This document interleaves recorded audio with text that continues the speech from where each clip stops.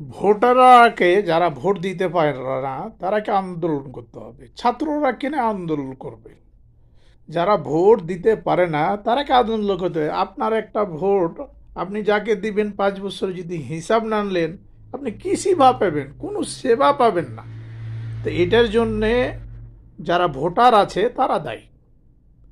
এই যে যত রকমের দুর্নীতি হয়েছে, যত রকমের ঘুষখোর হয়েছে, এটা দায়ী কারা?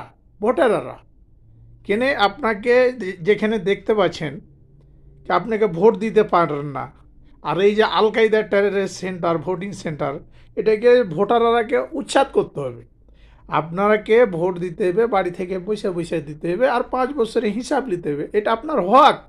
আপনার একটা কোটি কোটি টাকা দামের ভোট আপনি যদি 5 বছরে হিসাব না নেন, আপনাকে পুলিশ দিয়ে পিটাইবে, মিডিয়া দিয়ে পিটাইবে, সেনাবাহিনী দিয়ে পিটাইবে, দূতক বাহিনী দিয়ে পিটাইবে,